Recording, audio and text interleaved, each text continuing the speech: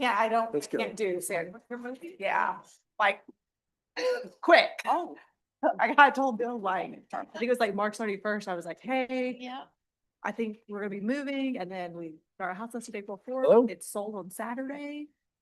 All right, good afternoon. We're going to call the order, if we could. Have our roll call Mr. Shellum, here. Mr. Pearson, Here. Miss Wise, Mr. Buswell, Here. Miss Tomcho, Here. Mr. Gardenhire, Here. Dr. Campbell, Here. Miss Anderson. Here. Mr. Chairman, we have a quorum at 1:02. 102. We're going to have Dr. Terrell Hulson provide our invocation today. So please would stand.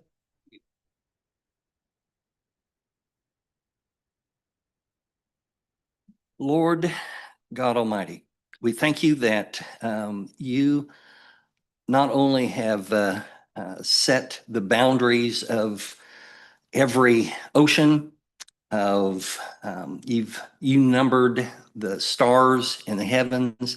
Not only have you numbered them, but you've named each one of them. You're creator of all, and we're grateful for your power. But we're also, Lord, grateful that you are intensely interested in the affairs of men and especially children. You said, let the children come unto me. When Jesus was talking with the crowds and his disciples wanted to shoo them away, he said, let them come unto me. Lord God, we ask that you would give wisdom to everyone that has anything to do with this commission. We pray that the wisdom is not something that they've learned on their own, though experience is a good teacher, but you are a better teacher. And when you provide wisdom, it is sound, it is right, and it is centered exactly where you want it. So I just pray for each of the members here, along with what the Apostle Paul said, that their hearts may be encouraged, being knit together in love, to reach all the riches of full assurance of understanding and the knowledge of God's mystery, but the which is Christ, in whom are all the hidden treasures of wisdom and knowledge. Christ, the power of God and the wisdom of God. So more than anything, as they're applying and receiving wisdom from you, I pray they may receive and know you, the true fount, the true source, the true foundation of all wisdom. And as they discuss these important issues, both now and in the future, I pray that they may do it through the lens of the indwelling Holy Spirit of God. And I thank you for that today, Lord, and pray this in the precious name of Jesus, the Messiah, Yeshua HaMashiach. In his name, amen. Please join me for the pledge. I pledge allegiance to the flag of the United States of America and to the republic for which it stands, one nation under God, indivisible, with liberty and justice for all. I salute the flag of the state of Oklahoma. Its civil liberties behind all. We'll take a moment of silence.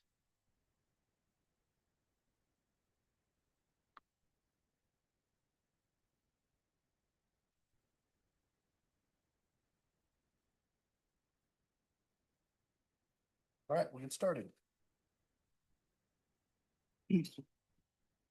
Well, welcome, everybody.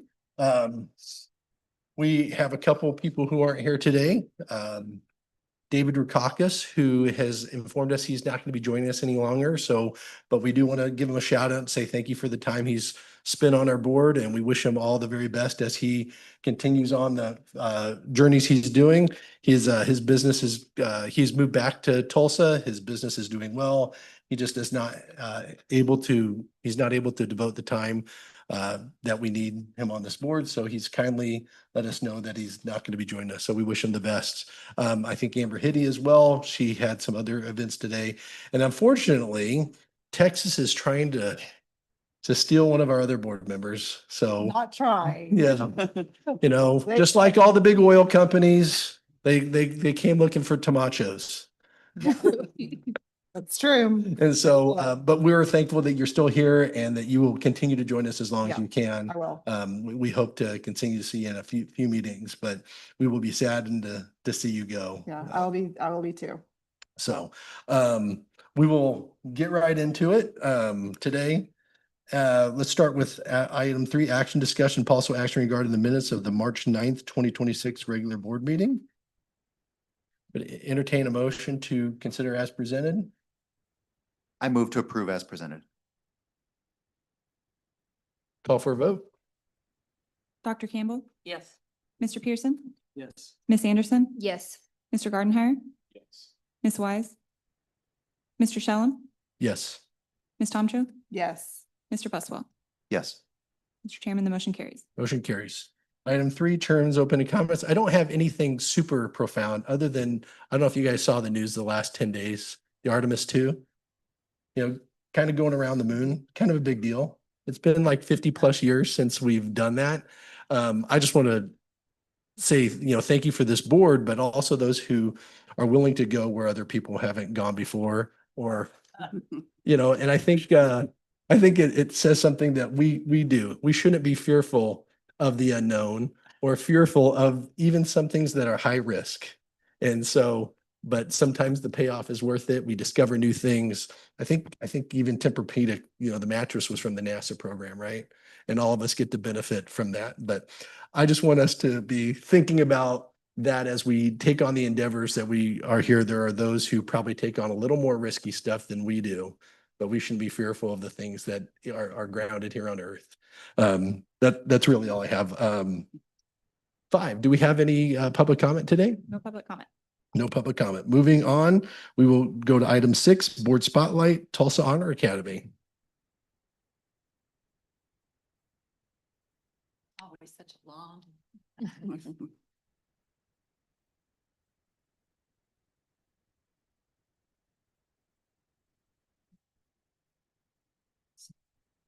Good afternoon. Today, our board spotlight is on a charter school that's located in East Tulsa. It's in its 11th year, and it may be a school that you don't know as much about, but you should. Tulsa Honor Academy. It was founded in 2015 by Elsie Pollock, who also is its head of school, whose vision was a public charter school to expand access to high-quality college preparatory education, primarily in East Tulsa. A native of the area and a former Teach for America Corps member, she returned to Tulsa with a clear purpose: to build a school that could dramatically improve academic outcomes and long-term opportunity for students, and particularly those students from underserved and low-income backgrounds. When the school opened its doors in 2015, it was opening to a class of 5th grade students. And today it has an elementary school, a middle school, and a high school serving more than 1,200 students as of last school year. At the core of Elsie's leadership is an ambitious and unwavering mission to ensure that every student is prepared not only to attend college, but to graduate from it. Their mission is to equip all scholars with academic skills, content knowledge, and ethical character required for college graduation and life success. As if running a charter school wasn't enough for her, she is also serving our charter sector, I wanted you all to know, as president of the Oklahoma Charter Schools Association. And she is a passionate and diplomatic advocate for the sector and her peers, particularly in the area of funding and equities and how that affects charter school students having high-quality facilities, which I know is a focus of this board as well. It is now my distinct pleasure to introduce Elsie Pollock to you, and I know she's got some colleagues from the school with her as well, and she's going to share more about Tulsa Honor Academy with you and exactly what they're doing there. So Elsie. Well, welcome. Just while you're on your way up, I'm often reminded of what Jim Gunner said. It's not the charter sector, it's the charter movement. Right? So we're on a greater mission. Thank you for being here. Thank you for having us. That was a really kind welcome. And yeah, she kind of told my story a little bit.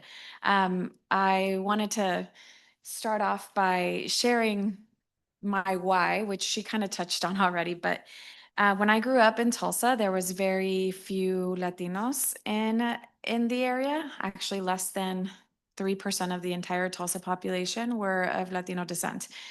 And I didn't have a single teacher of my background growing up. And so I always was questioning, like, why aren't there more of us? And especially as the Latino population grew, I the representation didn't. And so when I got to college, I read this research from the Sally Mae Fund that said that the reason why Latino students weren't going to college was because there was a language barrier and a cultural barrier.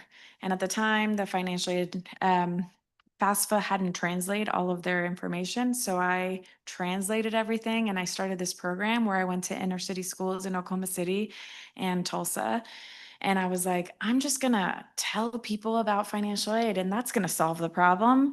And very quickly, I realized that it was a larger systemic issue. And that always stuck with me. So that's been one of my biggest drives of addressing this inequity. I firmly believe that all scholars, regardless of background, income, or ability levels, all scholars deserve access to an excellent education. And that is what drives THA. So with that, we'll get started. Thank you so much. With me, I brought Madison Dominguez, who is our chief of staff. I just had a baby 7 months ago, and while I was out on leave, she was our acting CEO. So if I'm ever out, she steps in. She knows our school. It's like she's the tia, she's the aunt, and godmother even. So she can speak about THA as eloquently or probably better than I can at this point. Oh, I have a clicker. Sorry. Okay. There we go. So sorry. So as mentioned, our mission is to equip all scholars with the academic skills, content knowledge, and ethical character required for college graduation and life success. And notice we bold college graduation. We are unapologetically college prep.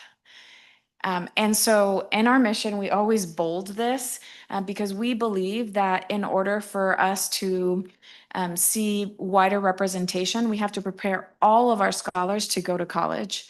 If they choose not to go to college, it's not going to be because we didn't prepare them.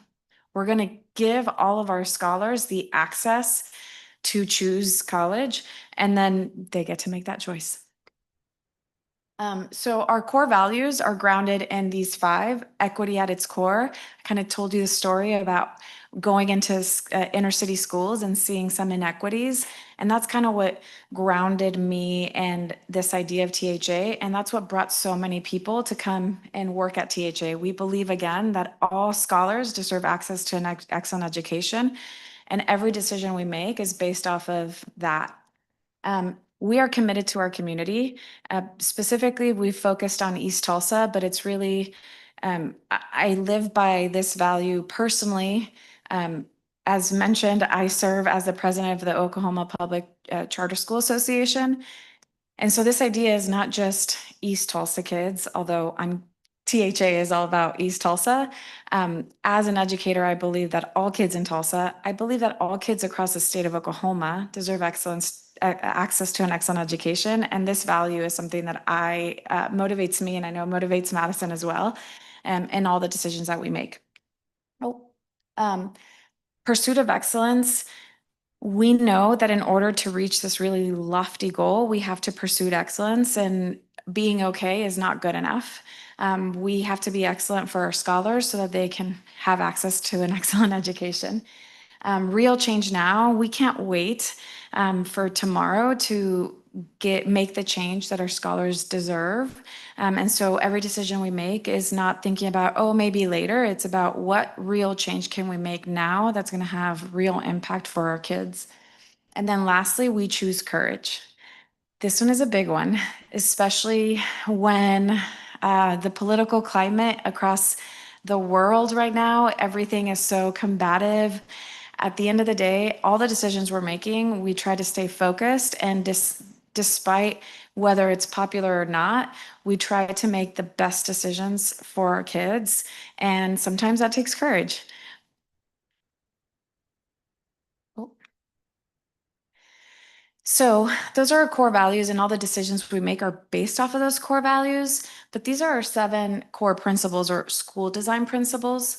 So at this point, we have 3 schools. One of them is listed as an elementary school. It's not. It's actually a middle school. We have 2 middle schools and 1 high school. One of our middle schools serves 5th through 8th grade, and so the OSD listed as an elementary school because of that 5th grade, but it is a middle school. And when we started our schools, all 3 of those schools, we designed those three schools with these 7 principles. So it's a highly structured yet loving environment. And if you come, please come to our schools, and we'd love to give you a tour. If you come visit, that's the first thing people notice. It's really structured, but there's a lot of love and a lot of joy that you can see in the hallways, in the classrooms, on the walls, and something that we're really proud of. Next is academic rigor. We believe that if we have a structured environment, that'll set us up to be able to provide a very rigorous instruction. And with that, our kids come very, very far behind. So we start with them in 5th or 6th grade. By then, our scholars are already 2 to 3 grade levels behind. Post-pandemic, it's more like 3 to 4 grade levels behind. And so we know that we need more time to catch our kids up. So more instructional hours is another key design for us. Character development, we always talk about a quality education is not just here, it's also here. And so developing our scholars to be well-rounded individuals with high morals is very important to us. Next is well-trained, mission-driven teachers. We really believe that teaching is one of the most important professions in the world. And just like lawyers and just like doctors that have to continue their education and make sure they're not falling behind, it's utterly important for educators to continue our education. So every single staff member at THA has a coach. They are coached weekly. We do school-wide professional development. It is very purposeful. And when I say everybody, I mean even us. We have coaches. It's very important for us to continue to grow our expertise. Strategic use of data. We use data for everything. So everything from like taking the scholars exit tickets in a classroom and making sure, figuring out what scholars mastered, what they didn't, what we need to reteach, what we don't.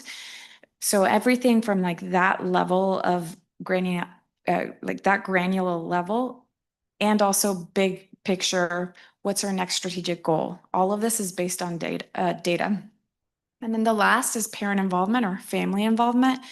We believe that education is kind of like a 3-legged stool. The scholars, the staff or the school, and the families create that 3-legged stool. If you don't have investment from all 3, it's going to fall off balance. It's very important that all 3 are involved and invested, and we do a lot to bring in families and be part of the children's education. So a little bit about our demographics. 97, those percentage kind of got a little bit messed up, but well, I'll still tell you what they are. 97% of our kids qualify for free or reduced lunch. 87% of our students are bilingual. 74% qualify for ELD services. We currently serve 1,327 scholars in over 3 schools, starting in grades 5 all the way through grades 12. We have 83 graduating seniors this year and a total of 138 staff members. So those are our demographics now, but it's a stark difference from when we started. So just a quick step back. When we started, we had 94 5th graders. Our free and reduced lunch counts are probably, it's very similar. I want you to note that our staff members were 10. Now we're 13 times the size. It's approximately we've multiplied more than approximately 13 times across the board. The one thing that is different is our EL population. That actually, we miscalculated it. We didn't get information from the district in the first year for a very, very, very long time. So the first 2 years, we had misinformation about our scholars. And so that 30% is what we had claimed, but we later found out that that was not accurate. It was actually a lot higher. And so that's the only thing that's really like spiked or different. This is important to us because we designed the school trying to serve an area that is high need, that needs a college prep option, and it continues to be the case. A little bit about our history. I started the BES Fellowship. Actually, Damon was a huge supporter and was there from the beginning. He was there at orientation in Boston. And in 2014, our founding school was approved. Then we moved 3 times in our first month of operation. This is one of the reasons why I'm so passionate about funding, and particularly capital funding, because facilities are by far one of, if not the most stressful things for charter schools. It is the biggest challenge. Oftentimes, securing a quality facility is next to impossible, and that's what we experienced in our first year. We moved 3 times in our first year. And as you see through here, we actually moved again in 2018. And then in 2019, we put a portable high school building, and that founding class moved again to the portables. We also bought a facility that year, which we were really excited about. We thought in fall of 2020, we get to move in, but the pandemic hit. And so we were virtual for a little bit. But eventually our high school did get to move into that facility. Eventually, we renovated the facility in 2 phases. And so that founding class, by the time they graduated in 2023, they had moved 7 times. We are nothing if we are not resilient. And despite all of those challenges, despite a worldwide pandemic, despite a lot, our kids still reach some pretty incredible milestones that we get to share at the end. So we had our first graduating class in 2023. In this last school year, we put a bid and won the bid for Jones Elementary School. It's an empty facility in Tulsa. We bought it and are currently renovating it, and we're planning to open our first elementary in the fall of 2027. We're really excited about this. When we were doing our strategic plan, remember I said we look at data? We looked at a lot of different pieces of data, and one of those was anecdotal data. We collected information from multiple stakeholders, and what we found resoundingly from our scholars and from our families was that they wanted more schools. And from our staff, they wanted us to close the gaps before our kids got to us. So it made the most sense to start our elementary schools. And so that's what we're in the process of doing now. Really important milestones. In 2018, we were accepted into the Charter School Growth Fund. We were the first school in the state of Oklahoma to get accepted into the Growth Fund. And that was really trajectory changing for us. They provide a lot of quality professional development and open doors to a lot of other national partners that we would not have had access to. In that same year, we received the Oklahoma Public School, Charter School of the Year by at the Oklahoma School Choice Summit. So this was something unique to us because we were the only school in Tulsa to have gotten this award. I don't think we do this award anymore, but at the time, we were the only one in Tulsa to have gotten it. And so it marked, it was like a mark of excellence for us. And then in pre-pandemic, there was only 2 middle schools in the whole state to receive an A on the state report card, and we were one of the 2 schools. So these are markers of excellence that we're really proud of. And now I'm going to pass it off. Oh, I'm doing this too. Okay, I'm sorry. I'm going to go really quickly. Our big goal was that our nerdy nights, that's our mascot, we're nerds. Our nerdy nights will make game-changing academic growth. And what that meant to us was 60%. We picked the 60% because when you look at the MAP assessment, the NWA MAP, they said that if a school reaches 60% or more of their kids reach their growth goals, then that school would be trajectory changing. So we stuck with this 60%, but what we found was that we did really well last year. So we're really proud. The green bar shows the percentage of kids that met their growth goals. So on average across our 2 middle schools, 74% of their students met their growth goals, whether it was math or reading or science. We take all of them. 74% of our kids met their growth goals. When you break it down by reading or science or language usage, you could see every single test surpassed the 60% goal. So we were really proud of that. This was our big, wildly important goal for last school year. And then you can, this previous one was broken down by the schools, and the chunks are by schools and the colors are by the subjects. This is the same information. Oh, same information, just broken down by subjects, and the bars are the schools. Same information. And then ACT results. This is not as pretty, but it's still important for you to see. So the red bar right here, those red bars are the goal that TPS set for us. That red bar is the 75th percentile of Tulsa Public Schools results. It's very low. And so what you see here is that even though we are not meeting the Oklahoma average for ELA, we are surpassing the 75th percentile of schools in Tulsa Public Schools.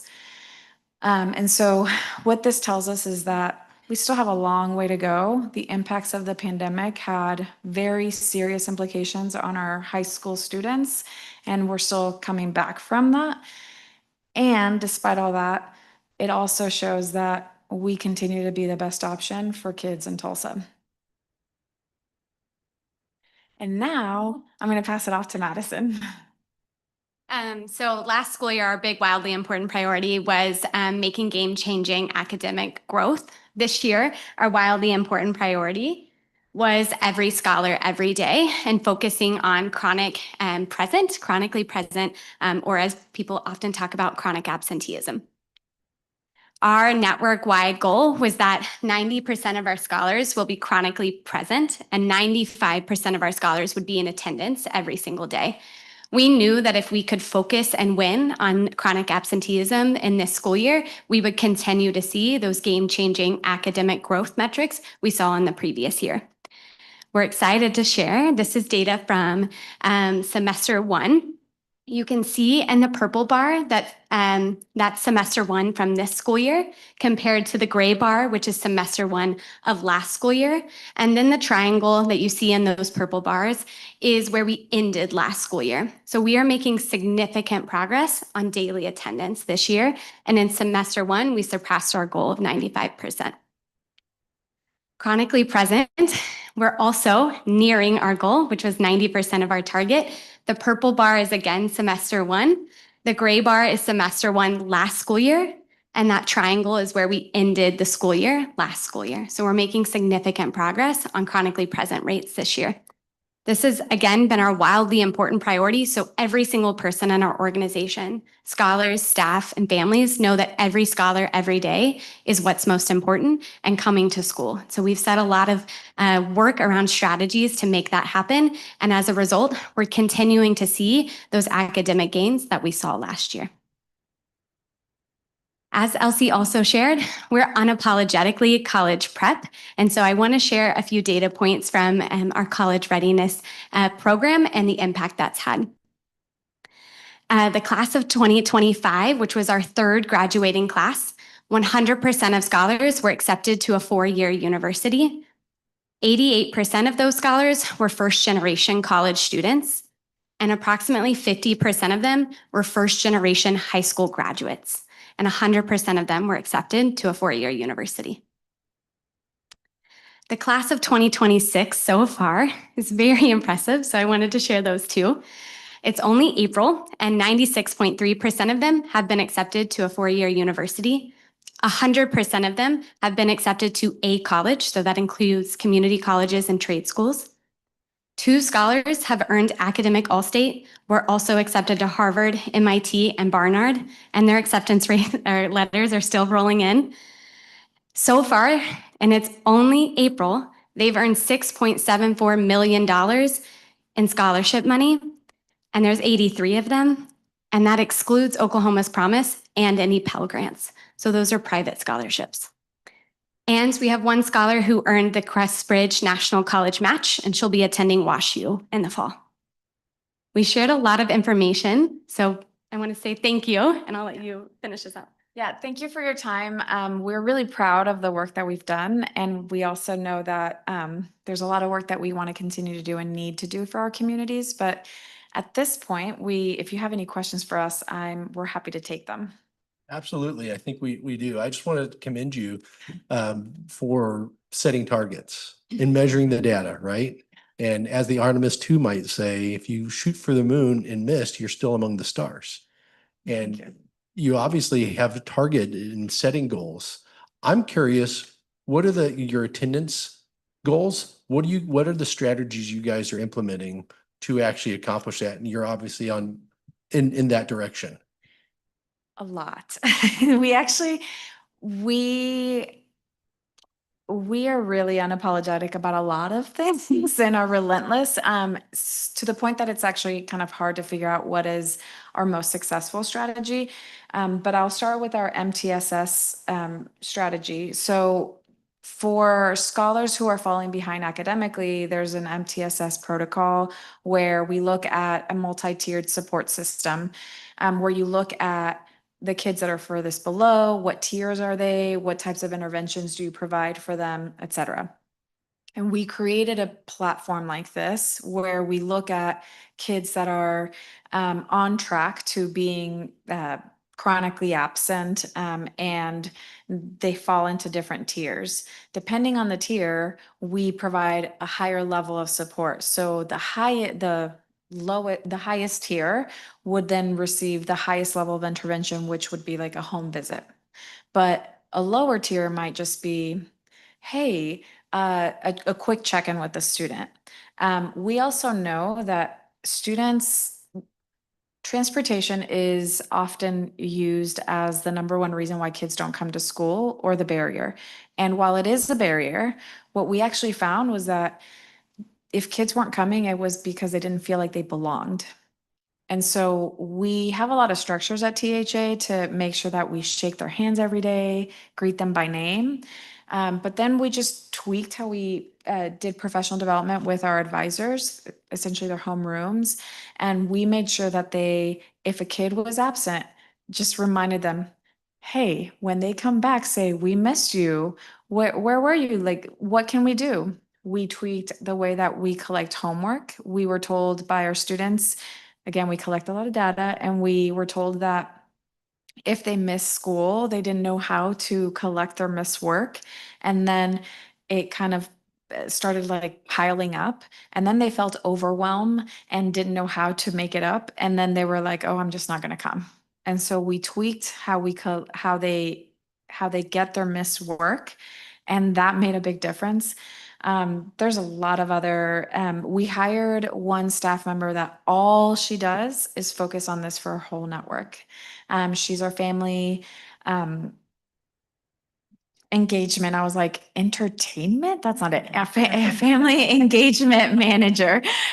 We call her FEM. And she works with all 3 schools and adds an extra layer of support to make sure that if schools are struggling contacting families, she steps in. So, I mean, I know there's other strategies that I left out. The MTSS has been the biggest one, just really direct interventions, and kids and families know that when their scholar's not at school, someone notices, someone cares, and someone is going to follow up to give them the support they need to get there the next day. I love hearing what you're saying because this is one of those issues that we see across the board. Showing up's half the battle. We've heard that, right? And if you can just get them there, obviously showing you're caring. But with you within the association and again, all other schools as well, we want every student in Oklahoma to do great. And if you guys can articulate and put that and saying, hey, this is something that can make a difference for every school and every kid, I think it's wonderful. You guys obviously have some great results. Thank you. I think one of the things that we also learned is it's really important that you listen to your stakeholders. That's like business 101, but it's also any org 101. And so we listened to, when we knew that this was going to be our wildly important priority, we did listening, empathy interviews, interviews with scholars who were chronically absent and scholars who were chronically present. We spoke to families of both types of students. We spoke to teachers and their perspectives, and we pulled everything together to figure out what was causing all this. And so the solutions that we came up with were very specific to our school, but I think the MTSS tracker, that is like something that a lot of other schools can take, and then they can figure out what solutions they need for their individual schools based off of their individual schools' needs. So I think there's like a through line, but I think the second piece that I really want to stamp is knowing your students and knowing your community. That's going to make the interventions more effective. Other board members, please. I was looking at some OLAP or Oklahoma's Promise numbers the other day. And you mentioned it when you were talking about the scholarship, so it brought it to mind. The persistence rates of recipients of Oklahoma's Promise are not great. I mean, they're like less than 50%. So it becomes sort of like a tuition cash cow without it actually getting a degree for the student. And I'm just kind of wondering, I know Kip had looked at to and through persistence help for students once you get them out of the high school and they're on their way. Have you guys taken a look at that and kind of figured out strategies and different things that you're working on with respect to that? I am so proud of our college readiness program. I think we do a lot. So we have a staff member that all she does is support our alumni. So we have alumni that come to THA to help get enrolled in the next year semester or the next semester's courses. We provide a lot of different supports for not just our current seniors who are transitioning into and applying, and juniors who are applying for scholarships or transitioning to their next steps in life. Once they're out, we try to stay connected with them to make sure that they're getting the support. So next year, next year will be 4 years since our first high school class graduated. And so we're already talking about building partnerships with businesses so that our kids can have connections and we can support them in finding jobs out after college. So we're really thinking of a robust pipeline. We also have a lot of kids transferring from TCC, the option to do TCC for free, Tulsa Community College for free for 2 years, and then transfer to another 4-year college is too great of an opportunity for our kids. So a lot of our scholars end up going that route. And we have a big group that's transferring this next school year. And so that's going to be a big focus for that alumni support coordinator, soon to be manager. So yeah, we're doing a lot when it comes to college readiness. And again, you all should come see us. You're always invited. We actually have our declaration day on Friday, May 29th. Please, I'll send the invitation to you all so you can come. Hopefully you can forward that along and you can all come and see it in action. It's a really special day. Thank you so much for the amazing work you're doing in Tulsa and around the state and all the remarkable ideas you're putting into practice that others can learn from. I just wanted to know, in your history, you've moved 7 times, the facility has had to change, and it's become a bit more stable. Could you share with us some of the things over the years that have enabled the facilities part to become more stable? Higher enrollment or certain grants or loans or Yeah. just anything, practices that helped you kind of level that ship as you've moved along? Yeah, so We were the first school in the state to qualify for the EFF loan. I think John Rex is going through that process or has gone through that process. Or I don't know if they got the EFF, but the way we set up our loan through EFF is we set up a separate LLC, and we had to figure this out because there isn't a clear, as you all know, there's not a clear way for charter schools to purchase their own facilities. So when we were doing that, I mean, it really was us kind of like paving the way, and we talked to our auditors, we talked to our accountants, we wanted to make sure that we were doing everything. We talked to lawyers, we talked to our authorizer, we talked to our authorizer's lawyers, and we were trying to make sure that we were being as transparent as possible, and we were following the law as best as we could while we got this loan. And because we actually had the Civic Builders loan, and that was a short-term 5-year loan, and then we transfer it to an EFF loan. And that loan is both of those loans, we were the first schools in Oklahoma to get them. They're low interest rates for schools that are serving low income communities and are getting good results. And so after we had the Civic Builders loan, we had built enough credit for us to be able to get the long-term loan. We got it right before we got the EFF loan right before the rates went up. So it was sub 3%. We're very lucky. And we had to get a loan. So if you see our facility, it's beautiful. We're really proud of it. But sometimes people think like, oh, they must have all this money. And I'm like, no. We are still getting 25 cents, 30 cents less per dollar than the traditional district school gets. And so, yeah, the loans have helped a lot. And frankly, it's also just been the stability of us still being here. Also across, aside from Chris Brewster, I'm the longest serving CEO or superintendent or ED, whatever title you want to give me, in the state. So I'm certainly the longest serving ED CEO in Tulsa for charter schools, but I'm the second longest in the state. So I think just me still being there and being constant helps provide some stability. And then I have remarkable people like Madison, who, even though in the last 5 years have had 3 children and have had to step away to take care of my newborns, I've had these amazing staff members that I can really trust that help provide that stability. So I think our results prove to people that we could get these types of loans, and then it's us just being consistent and stable that has allowed for others to trust and to continue to invest in us. Thank you. Thank you. Any other questions? All right, you'll be like our Fosbury.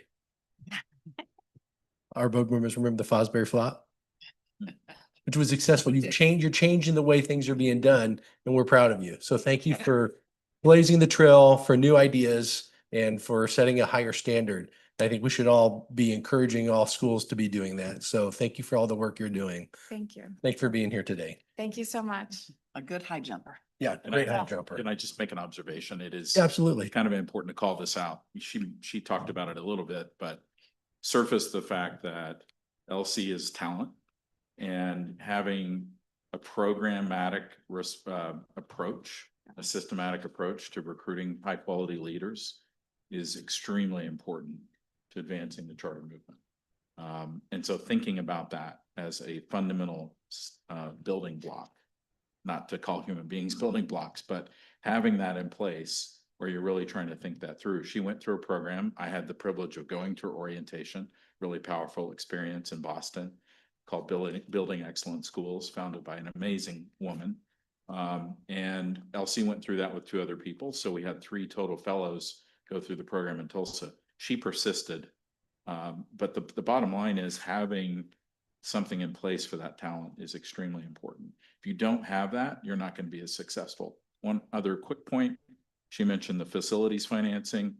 without that, I just don't think charters are going to be successful. I know that there's a bill that's kind of stalled out in the legislature right now to try to set up a revolving loan fund in Oklahoma. We've got to have some kind of vehicle like that in the state, or it's just not going to be a successful run for charters. They're not going to have the same access to facilities. So I'm just kind of wanting to point that out. Well, I love what you're saying is maybe it's something we should think about encouraging our applicants when they come to join a program like that, so they're better equipped. Or we as a body start looking at programs like that and see what we can do to encourage them. Yeah, absolutely, absolutely. So, very good. All right, moving on. Item 7, presentation and possible discussion regarding the statewide charter school board working groups budget. Yes, I have an update. So the budget panel met and received the update that, as probably many of you know, the state house, the state senate have passed a current budget. It is not yet signed by the governor. Within that budget relevant to our agency requested 6.7 million for our whole agency budget and the Horizon program. That was met in this budget. In addition, we had requested a supplemental reimbursement, basically the amount that we used to have in 2024, that 3.4 million, that enables us to pre-purchase Horizon courses for the future year and then be paid back again by the school districts. That was also included in this budget. And so our staff are pretty elated that the request was met and is fully passed by both houses. Yeah, lots of work. Congratulations to our staff and lots of conversations at the Capitol. That's for darn sure. So, anything else? No, that's the highlight. Just need the governor to sign and the money in the bank. That's right. That's when we'll celebrate. Yeah, there you go. Tell the check is cash. It's not real. All right, communications. Yeah, 3 quick things. The lunch and learns continue to be really successful and well attended. They just had one with Bellwether. It's a national nonprofit that does a lot of consulting for charters and other entities like that. The annual conference date has been set for November, I believe, 4th and 5th. And the theme for that is Momentum 2026. So I think we're all excited about that. And then they just had their Horizon conference, successful attendance, about 200 folks, big crowd of folks. Many were not consortium members. And so we're getting a wider audience exposed to that model and that capability across Oklahoma. And I believe the state superintendent gave a keynote at the event. So all around a pretty good roundup of events that this organization has successfully stood up. So Absolutely. Governance, do you want to just fill in a little bit? But I would say we're gaining some traction on some of the facilities funding bills at the Capitol. I think there's a good path that we're going to have a structure in place. There may not be any money in the account for the facilities funding, but at least the structure will be there, is my understanding. And then there's a couple other with the first right of refusal. Our original 366 is over at the House, past the Senate. So we'll see where things are going. But do you have anything you need to add there? Just to add to that, our administrative rules have passed out of committee. So we are grateful that they're on the right track moving forward. Perfect. And then Horizons. Yeah. Just a quick update there. Like Damon said, there was over 260 individuals that registered for the conference, the Horizon Connect conference. Those 260 individuals represented 101 districts. The participants were asked to rate the conference overall. The rating scale was a 1 to 5 and the average rating was 4.87. So it was really well received. Some key takeaways that were reported were they loved getting information from what was working for other districts.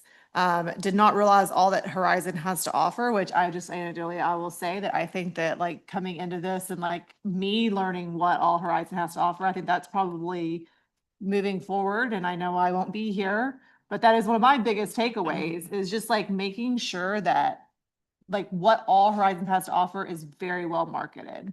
That was just not in my notes. I just threw that in there.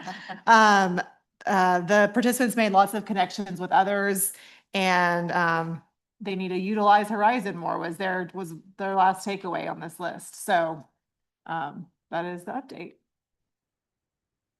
Yeah, if I could just add to that, yes, State Superintendent Fields made an excellent keynote speech for us. It was both entertaining, engaging, inspiring. So just a public thank you to him for making his presence at the conference and his words of wisdom. Can you carry that back over to him? Sure will. Say, hey, Yep. good job. We're thankful. So very good.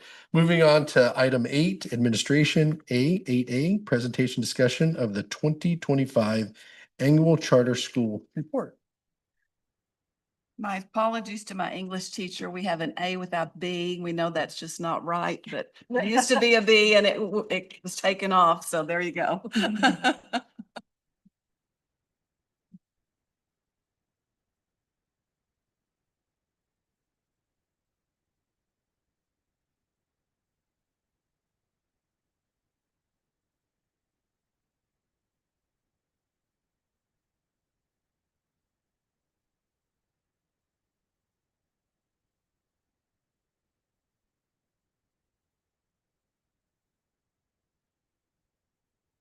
Good afternoon again. We are here to present to you the second annual Charter Schools Annual Report that has been published by this board.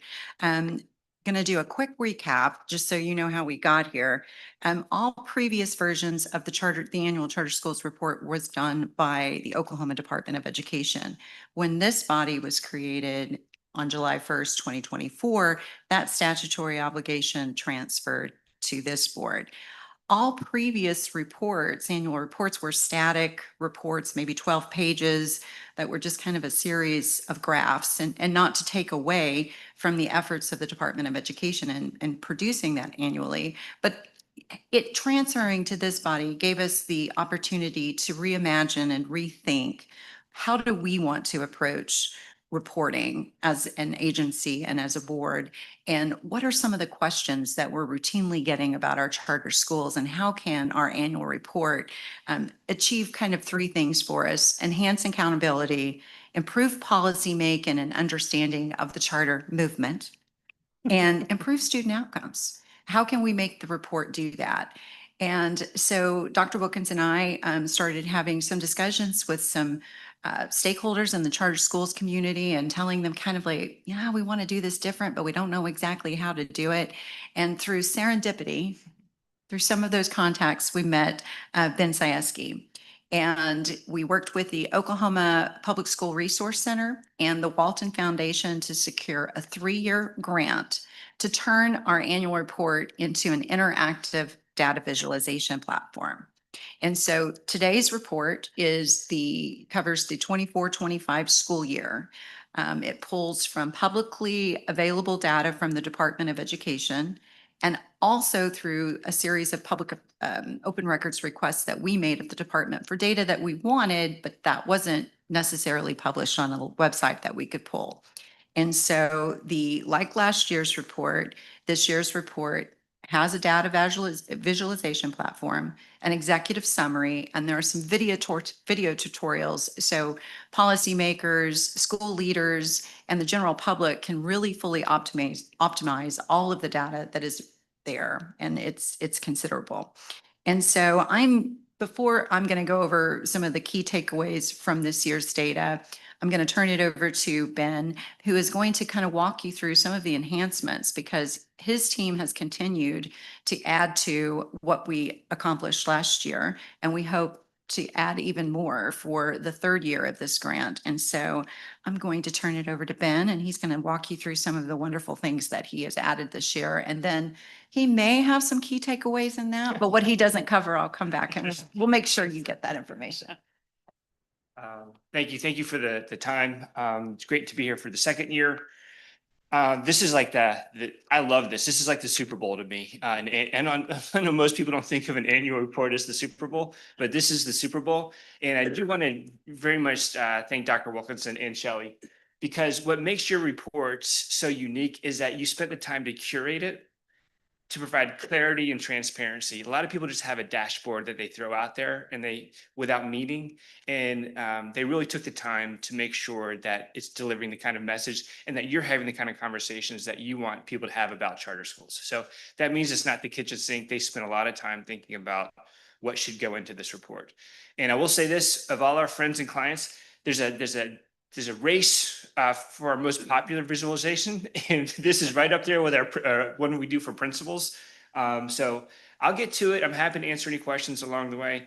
And for all the folks from Tulsa, I want you to know I was paying attention to everything you said, but I was also checking in all the data. So this is a great way to do all this, and I want to show you, give you some extra shine at the end if we can. So so here we have, just so you to get you reoriented to kind of the big questions here. This is, you know, how many schools. I know that as you're trying to make your case for the charter movement, that you just got to get grounded in some of the facts here. So these are the facts here. We do say that 8% of it's 8%, is 23% in Oklahoma City and in Tulsa. So just getting you grounded on how many here. That's not changed very much at all. The second thing that we want to talk about is market share. So how has that market share changed over time? And I mean, just these fundamental questions: how many students are virtuals serving? How many are brick and mortars serving? How has that changed over time? If you click on over here, I'm not going to go through all of this because we've seen some of this. It's a comprehensive list of all the schools that have opened and closed in Oklahoma. So all in one place, just getting grounded in facts. We can do it by the number of students, the number of schools, or the number of districts. Not going to spend time on that today. This one is different for you this year. So this is the market concentration. So where are charter students concentrated? And again, that reflects what you saw in the opening slide there, right? So it says Oklahoma City, and if you mouse over, it'll tell you that 23% are brick and mortar students. You mouse over Tulsa, does the same thing on down the line. The thing that makes it different is that's by the number of students.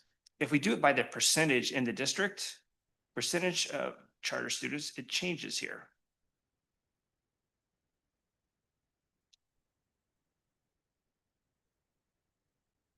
And I think that's been a little different. So up here you have Oklahoma City, then Western Heights says that, you know, it's of the 3,500 students, 715. So when you do it as a percentage, it tells a bit of a different story. And so that's something that I think is caught. People just think Oklahoma and Tulsa. No, not just Oklahoma and Tulsa. And you can just go on down and does that by each region. So that's new for you this year. By the way, I'm not doing this, but you can play these over a year. You can see how they've changed from year to year if you're interested in doing that. So that's something new, provides different context to the charter movement. My goal is not to say sector, so I think I'm doing okay so far. Hey, I wasn't trying to be overly critical. I just want us to keep all, you know. I know Dr. Gutter, so I'm trying to feed the beast. So here, you've seen this before as well. Here is what we've done here is this is the proficiency on the state summative. And so you can see how the brick and mortars do, the average, how it's changed over the years. It's a little harder on this screen, but what you can see is you click on click on virtuals, it'll bring up virtuals.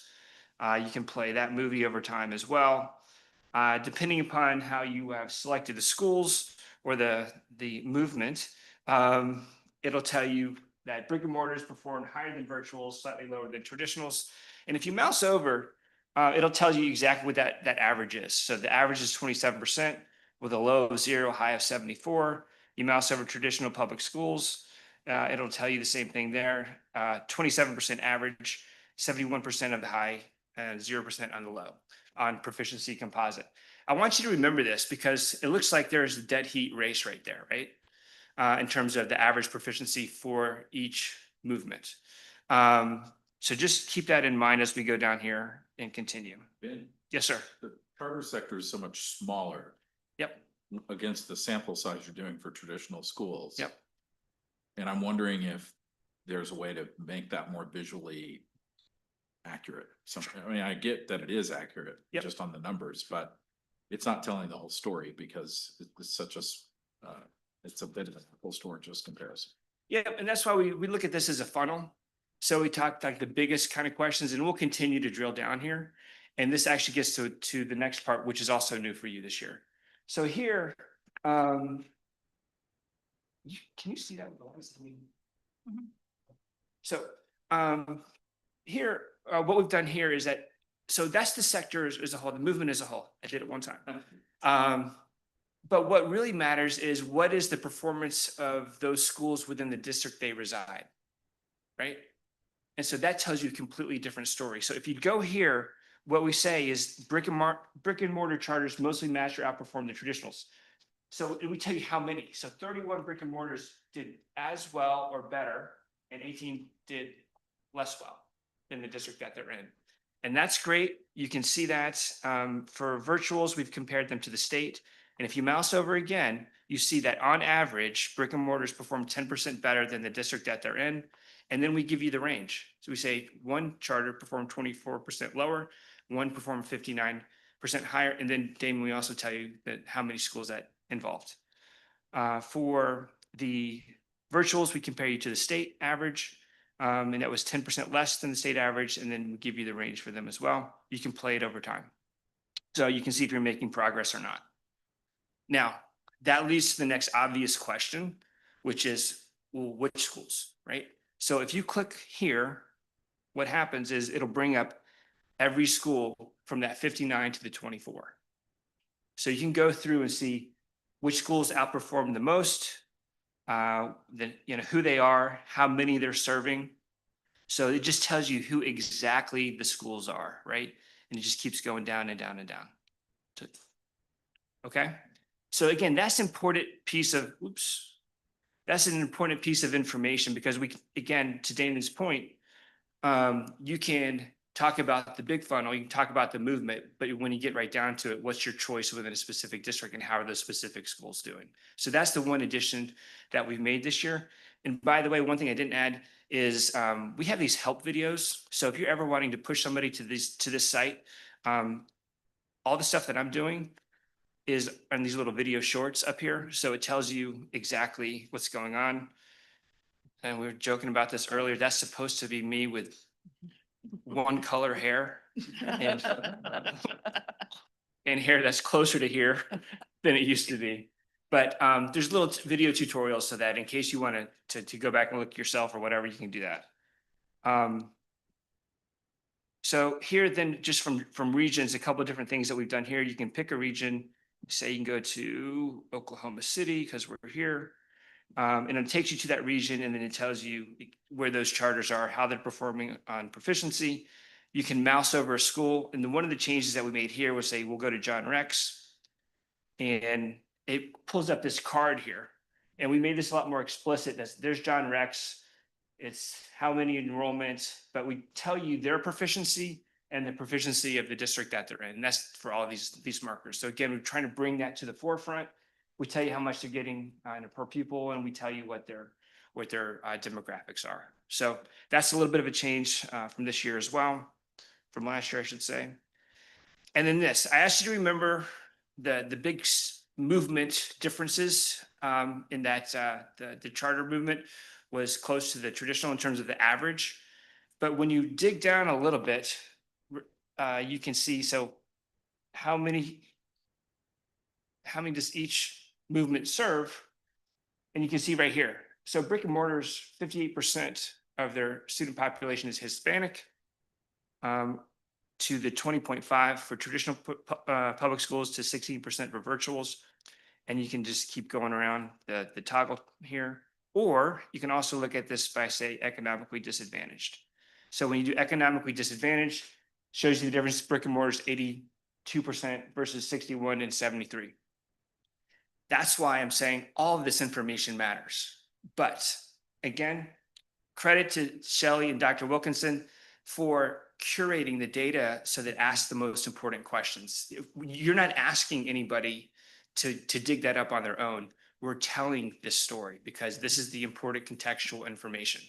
So those conversations about who should get more money, well, if you're serving a population that's more poor, that serves more students who are English language learners, and you're on average doing better than, but you're getting less money to do that, that's how I would make my case, obviously. And I'm sure that's how Shelley's going to make her case.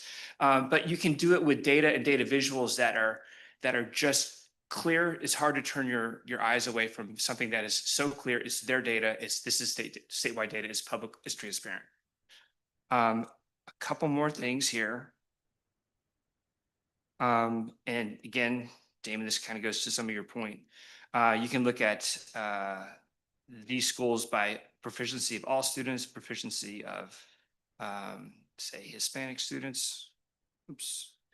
And this will tell you the number. So for example, I'm going to make this bigger, take the virtuals out so it makes it a little bit bigger. And we have a laggy internet. So there we go.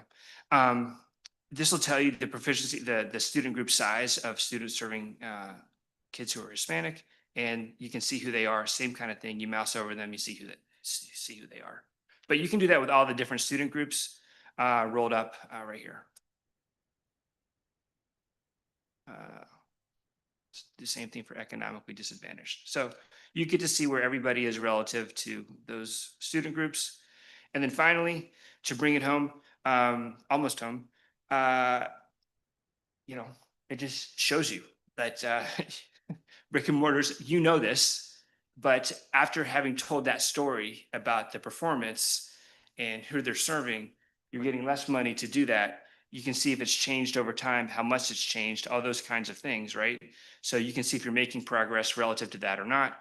And then specifically, we get to go down and if you want to say, take some of these schools, you know exactly how much they're getting in a per pupil expenditure. So especially the ones that I was an elementary school principal and I served a high poverty population. I was always demanding more money and I used the data to do it. And so I think this is a great way to make that case. You get to see which schools are getting what money specifically.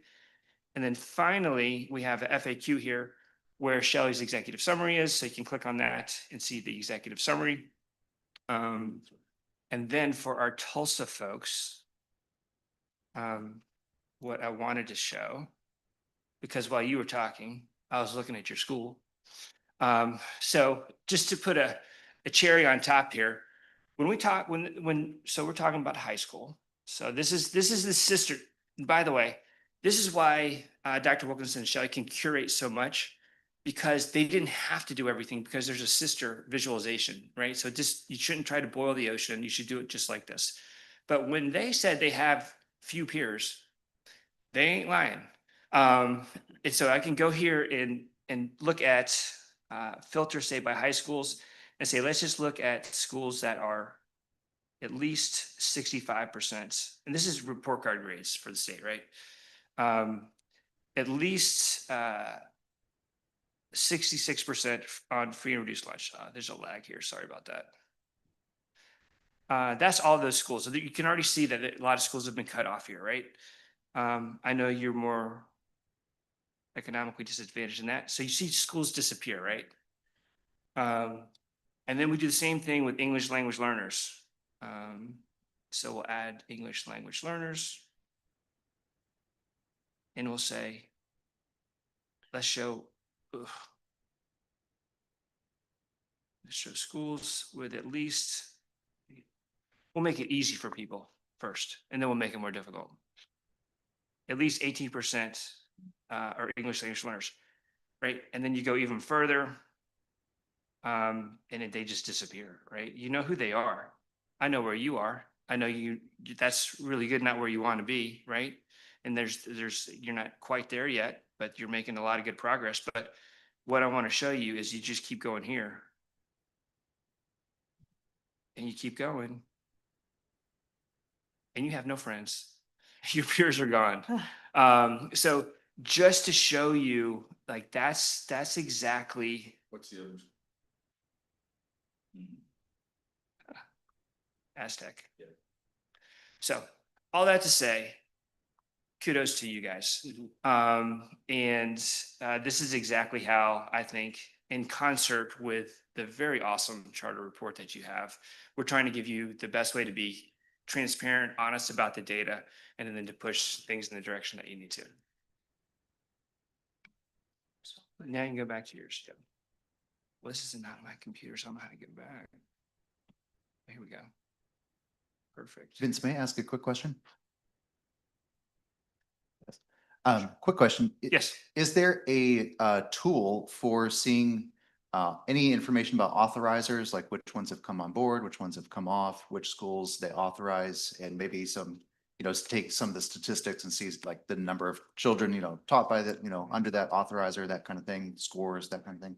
We've talked So- about that. I think that would be a next logical, which is the other part of this. I hope we view this as a true partnership because we didn't just do a dump and run on the first version. We take feedback. We know what's the next question. And so that I think is one that should make the list in terms of authorizers and be able to do that. But yeah. Okay, thank you.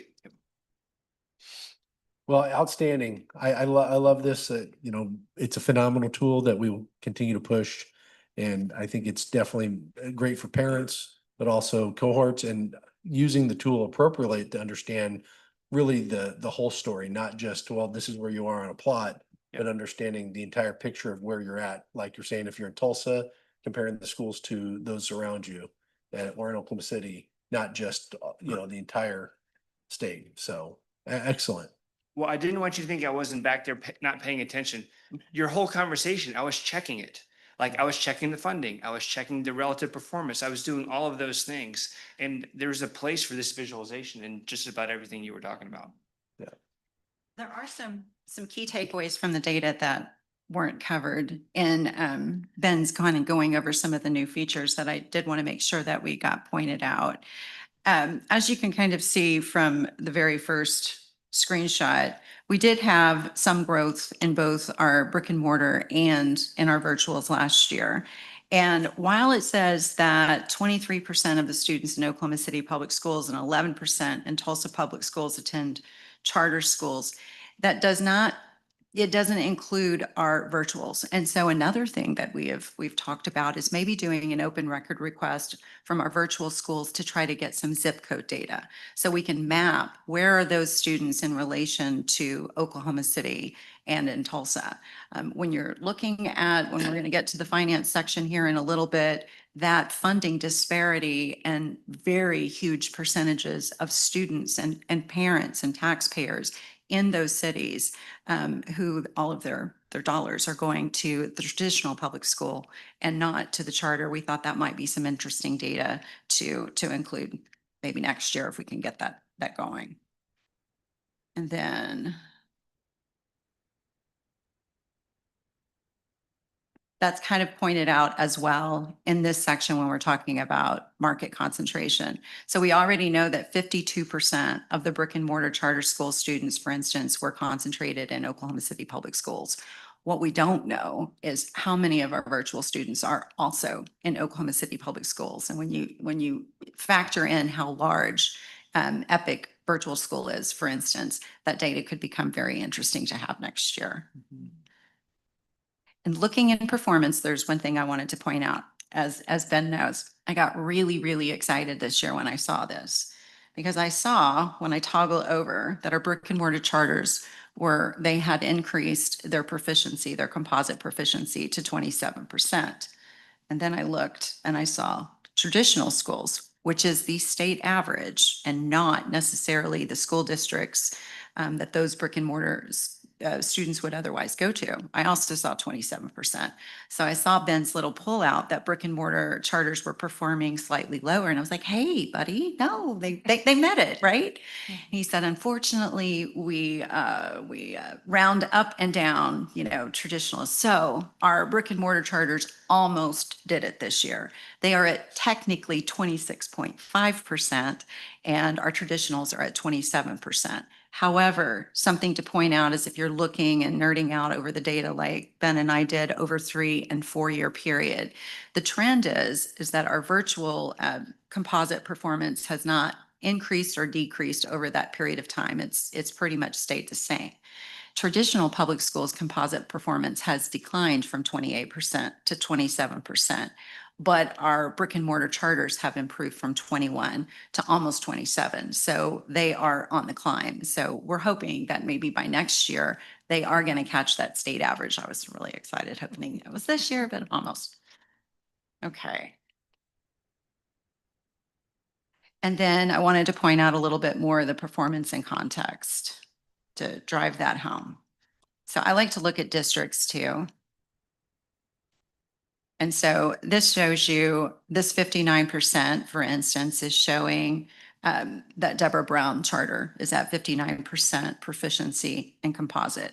And so you can go and you can see district-wise, our top 5 districts are Deborah Brown Charter, Dove, Harding Charter Prep, Hupfield, John Rex.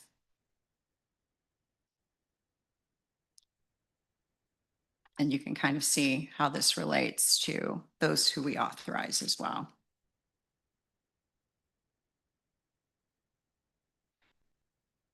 The only brick and mortar charter that is authorized by this board, I don't know if this is on this one. Actually, I may be on the wrong. I'll point that out.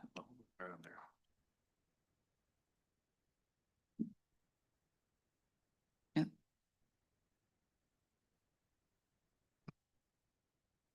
Why does that want to do that? There we go.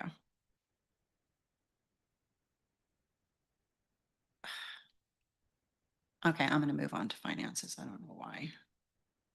There was a few things I wanted to point out. So you can see if you're comparing this year as opposed to last year, you're going to see a big difference in federal funding for everybody. The reason for that is primarily the ESSER COVID pandemic funds expired as of the last annual report. So there are no pandemic federal funds. However, our traditional public schools, their federal funding it was not as big a cut for them as it was for the brick and mortar charters and certainly for the virtuals. A couple of things also to point out is last year, our virtual charters, their state and local funding was actually higher than our brick and mortar. And that definitely got some attention at the Capitol and from some stakeholders groups about why is that happening? And our theory is it wouldn't be reflected in this report because it was a nuance of a lot more students enrolling in virtuals during the COVID era and state aid being apportioned based upon the highest of the previous 2 school years. And so that did turn out to be, our theory was correct. And this year, our brick and mortar charters, state and local funding is also is higher. Now, when you look at the difference between the state and local funding for the brick and mortar charters and for traditionals, it's almost $1,000. So for somebody like Elsie with 1,300 students, that's $1.3 million a year. $1.3 million that would go a long way towards lease payments, mortgage payments, and so forth. One thing that's kind of concerning about the data, if you're looking at it over a multi-year period of time, is the gap between our brick and mortar charters, state and local funding, and traditional is actually grown. When it's not reflected in this, but if you look at 21-23, that gap in funding was approximately $600 per student, and it's now risen to almost $1,000. So it's not that gap, that funding inequity is not decreasing, it's actually increasing over time. And so those were the things that we wanted to make sure they're in your executive summary. I know that's in your board packet, and we encourage you to look that over. Ben and I are taking this on this routine on the show. This was our first presentation. We have a little bit we need to work on, but we do have the honor of this Thursday. We're going to be presenting to NACSA, to the National Association of Charter School Authorizers. We think, and they think, that this is the first statewide authorizer that has an annual report of this nature. And so they want us to share it with other authorizers across the nation. And so we get the first chance to do that on Thursday, and we're pretty excited about that. Yes. Very good. Thank you so much. Yes. Just one comment is that we really appreciate our partnership with ESC and with the Walton Family Foundation for helping us get this off the ground. You know, we have a 3-year grant. We're about 18 months into that work, and we clearly know now that our challenge is not to only just to continue to build it into the information that's most needed, but now how do we make it sustainable and how do we ensure that it's used? So that's where we're headed with it in the future. I do want to say real quick, as someone who is helping people use this, I talk to parents and students daily about school choice and what our options are. I direct them to this website daily. And it helps me, it helps them. It's just such a nice visual for them to just find out what kind of school is best for their child. So I do appreciate that from that side. Yes. So. Well, thank you. Very good. All right, moving on. Item 9, executive session. Action proposed executive session in accordance with 25 OS 2021, consistent with 2005 OKAG 29 for confidential communications between the board and its attorneys to discuss pending litigation, Drummond v. Oklahoma Statewide Charter School Board and the National Ben Gamla Jewish Charter School Foundation. So I entertain a motion to enter executive session. So moved. Second. Call for a vote? Mr. Shellam, Yes. Ms. Anderson, Yes. Mr. Pearson, Yes. Dr. Campbell, Yes. Mr. Buswell, Yes. Ms. Tomcho, Yes. Ms. Wise, Mr. Gardenhire. Yes. Mr. Chairman, the motion carries. Motion carries. Where are we headed? Are we going upstairs? To the classroom. Classroom right, out this door to the right. Okay, perfect.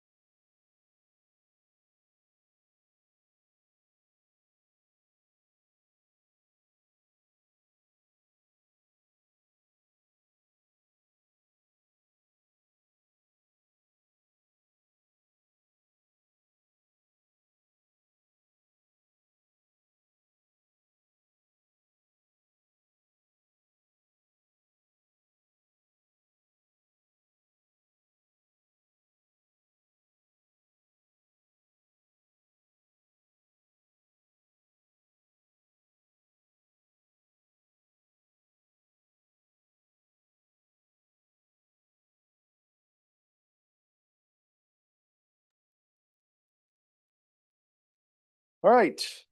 Would entertain a motion to reconvene. So moved. Second. Call for a vote. Mr. Shelley, Yes. Ms. Anderson, Yes. Mr. Pearson, Yes.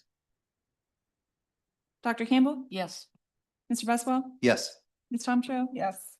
Ms. Wise, Mr. Gardenhire. Yes. Mr. Chairman, the motion carries. Motion carries. We are in session again. Moving on to item 10, any new business we need to consider? There is none. Okay, with that being said, would entertain item 11, motion for adjournment. I make a motion to adjourn. Call for a vote. Ms. Wise, Ms. Tomcho, Yes. Mr. Pearson, Yes. Ms. Anderson, Yes. Mr. Gardenhire, Yes. Mr. Shelley, Yes. Dr. Campbell, Yes. Mr. Buswell, Yes. Mr. Chairman, the motion carries. We are adjourned.